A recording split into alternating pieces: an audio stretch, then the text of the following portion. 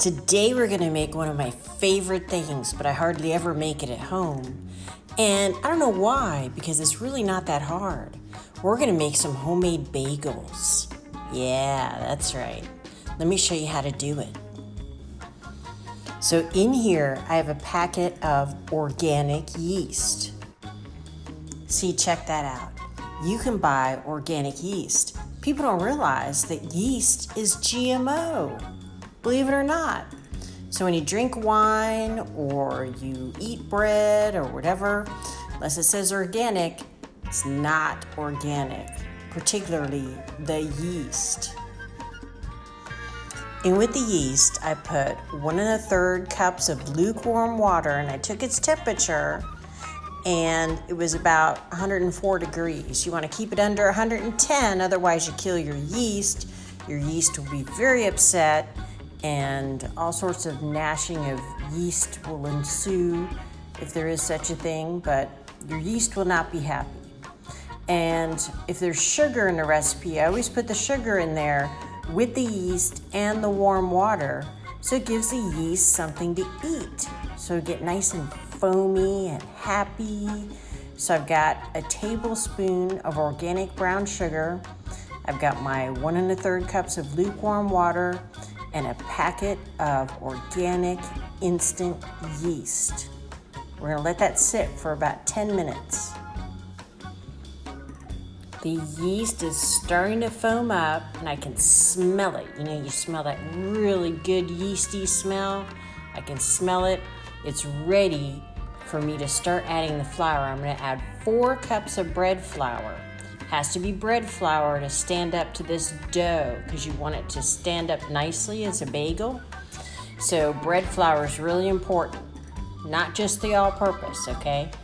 And then we're gonna add 2 teaspoons of salt. And I do the salt last because yeast and salt don't really like each other. In fact, yeast runs away from salt. It can actually kill the yeast if you don't add it at the right time. So we're gonna start adding the flour, and about halfway through we'll throw in the salt, okay? So when you measure your flour, the 4 cups, you do the same thing that we did last time. You scoop out the flour, level it off with the back of a knife in your measuring cup. 4 cups, which is 428 grams. It's about 17 ounces of flour if you're measuring on a scale, okay? So the flour's in there, the salt's in there. We're gonna start with the dough hook to bring the dough together, and it's gonna start kneading the dough, and it's gonna whack on the sides a little bit. That's okay, just keep it not too high, and just keep an eye on it. And it's gonna go for about 10 minutes.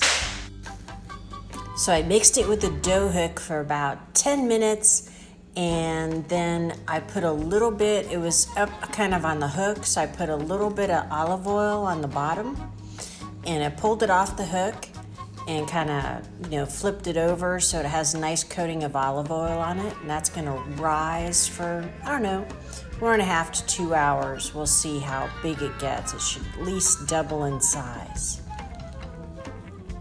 I just cover it up with a little bit of plastic wrap, or you could use a damp, warm towel, something like that.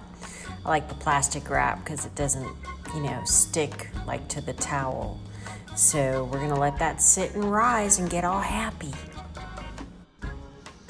Okay, so it's been a couple of hours. Look how beautiful that dough is. Now we're gonna cut it up into 12 pieces. Just take the whole thing, put it on a cutting board. We're gonna pat it down. Not gonna roll it or anything. Just cut it into 12 pieces and roll that into balls and put it on a cookie sheet to rise a little bit more. Okay, so we did the feed the chickens thing. I turned out my dough. I got my dough cutter right here, and we're gonna cut that up into 12 pieces. I'm just gonna pat it down into a little rectangle and then cut it into 12 pieces, roll it into balls. Okay, so I have my 12 balls of dough rolled up, I put them on a Silpat, which is a non-stick silicone mat, on the baking sheet. And those are going to sit there for another, 30 minutes or so. Okay, so we let the balls rise, and now you take each ball, you separate them, stick your index finger through the middle, and kind of pull it apart a little bit, so you got about a 2-inch hole in the middle. Then, when you lay them back down, they're going to look flat, and what you want to do is kind of pinch them up so that they stand up a little bit. Otherwise, you're going to have uneven, kind of flat on one side bagels. So we'll see how this turns out. So I'm just about done simmering these. I got to flip them over one more time, and then we're going to have all 12 in the oven to bake for about 20 minutes or so.